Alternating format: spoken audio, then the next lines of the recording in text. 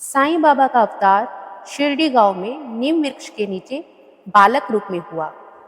शिरडी में अवतार लेने के कारण साईं बाबा को शिरडी के साईं बाबा के नाम से जाना जाता है।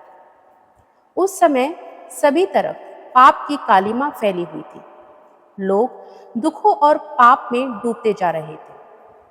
सभी तरफ हाहाकार मचा हुआ था और लोग उस परम शक्ति परमात्मा को पुकार रहे थे कि वे आकर उनके दुखों का नाश करें।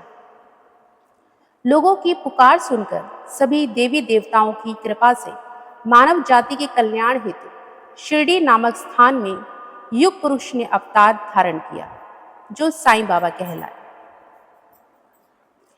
जो श्रद्धा और भक्ति से साईं बाबा को याद करता है, उसकी बाबा जरूर मदद करते हैं। अपनी अंतरात्मा की आवाज सुनकर ईश्वर में ध्यान लगाकर भक्ति मार्ग को अपनाना चाहिए। साईं नाम को मन में रमाना चाहिए। सोते जागते हमेशा साईं नाम का जप करना चाहिए। किसी साईं भक्त ने कहा है, आंखें बंद करूं या खोलूं, मुझको दर्शन दे देना। दर्शन दे देना साईं, मुझे दर्शन दे देना। जो मनुष्य साईं भक्ति मन कर्म से करता है, उसको कभी भी दुखों का सामना नहीं करना पड़ता। उसके सभी दुख खुद ही समाप्त हो जाते हैं। साईं बाबा ने कहा है, मैं सत्य हूं। यदि यह बात सच मानोगे तो उसका अनुभव अपने आप होगा। जो मेरी शरण में आएगा, उसके सभी मनोरथ पूर्ण होंगे। जो मुझे इस स्वरूप में मानेगा, मैं उसे उसी स्वरूप में दर्शन दूंगा। अतः जो नित्य साईं का भजन करता है, उसको कोई दुख नहीं होता। परम पिता परमात्मा अपने भक्तों की पुकार अवश्य सुनते हैं। अर्थात जब जब पृथ्वी पर पाप बढ़ता है एवं धर्म का नाश होता है, तब तब परमात्मा किसी न किसी रूप में अवतार लेकर धर्म की पुनः स्थापना करते हैं एवं अधर्म का नाश करते हैं। इन्हीं अवतारों में साईं बाबा का नाम सबसे आगे है। साईं बाबा की शक्ति किसी से छुपी नहीं है, इसीलिए लोग उन्हें ईश्वर का अवतार मानते हैं।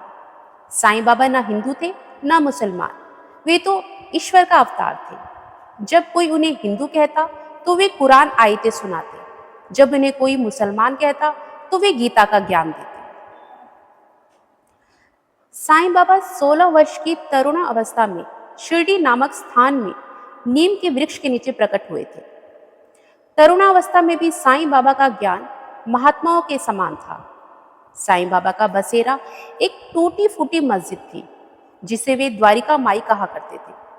बाबा का जीवन बहुत ही सादगी व वैराग्यपूर्ण था। बाबा का सभी के लिए एक ही उपदेश था, राम रहीम एक ही है, इसमें तनक भी भेद नहीं है। साईं बाबा कब किस रूप में दिखाई दे, यह किसी को मालूम नहीं। बाबा किसी को राम तो, किसी को कृष्ण रूप तो, किसी को शिव रूप में दिखाई देते हैं। साईं भक्तों को तो बाबा अमर ज्ञान के रूप में निरंतर दिखाई दर्शन देते ही रहते हैं। जो भक्त उन्हें सच्चे हृदय से स्मरण करता है, वे उसके पास खड़े हो जाते हैं और भक्त को अनंत सुख देते हैं। बोलो साईं बाबा की जय। साईं बाबा ने अपने जीवन में कितने ही चमत्कार किए और आज भी उनके चमत्कार हो रहे हैं। अपने भक्तों पर उनकी कृपा सदा बनी रहती है। श्री साईं बाबा के समाधिस्थ होने के उपरांत भी उनकी लीलाएं व चमत्कार जारी है, जिससे यह सिद्ध होता है कि आज भी बाबा विद्यमान है और अपने भक्तों के दुख दूर कर रहे हैं।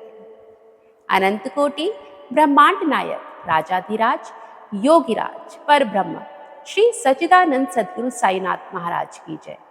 ओम साई राम। जय जय साई राम।